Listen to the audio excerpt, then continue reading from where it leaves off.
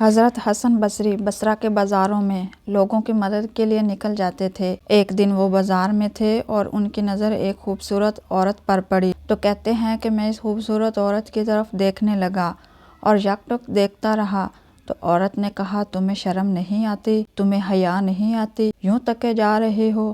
تو میں نے کہا، کس سے حیا کروں؟ تو اس عورت نے جواب دیا، اس رب سے حیا کرو جس نے تمہیں آنکھوں جیسی نعمت دی ہے جن کا تم غلط استعمال کر رہے ہو، اس سے حیا کرو جو آنکھوں کی خیانت کو جانتا ہے۔ کہتے ہیں کہ یہ بات تو بہت بڑی تھی، لیکن اس کا حسن اس قدر دلکش تھا کہ میں چاہنے کے باوجود نظر نہیں ہٹا پا رہا تھا۔ اس نے پھر مجھے کہا کہ کیا معاملہ ہے کہ تم میری طرف دیکھنا چھوڑتے ہی نہیں ہو؟ کیا چیز پسند آئی؟ تو کہتے ہیں میں نے اس سے کہا، تمہاری جھیل سی آنکھوں میں ڈوبنا چاہتا ہوں اور یہ میرے لیے باعث کشش ہیں۔ تو کہنے لگی، تم رکو، شاید تمہارا مطلوب پورا ہو جائے۔ تو میں وہاں رکا اور وہ گھر چلی گئی۔ تھوڑی دیر بعد اس کی خادمہ تشت کے اوپر کپڑا ڈالا ہوا میری طرف لائی۔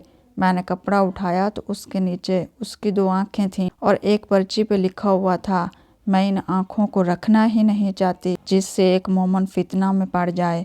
تو کہتے ہیں کہ میں نے اپنی داڑھی کو پکڑا اور زارو قطار رونے لگا کہ تو اس عورت سے بھی گیا گزرا ہے، اتنا خوف اس کے اندر۔ میں ساری رات روتا رہا، توبہ کرتا رہا۔ صبح دل میں آیا کہ اس عورت سے بھی تو معافی مانگ لوں جس نے اپنی آنکھیں وار دیں۔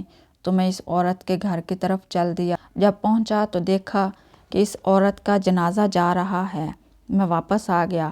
رات جب میں سویا تو وہ عورت خواب میں آئی۔ میں نے کہا کہ کوئی وصیت کر، تو اس نے کہا، میں تمہیں وصیت کرتی ہوں، جب تنہائی میں ہو تو اللہ کو یاد کرو اور جب تم صبح کرو یا شام کرو تو استغفار پڑھا کرو۔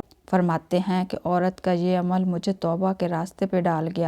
پھر وہ حسن بصری زمانے کے امام بنے۔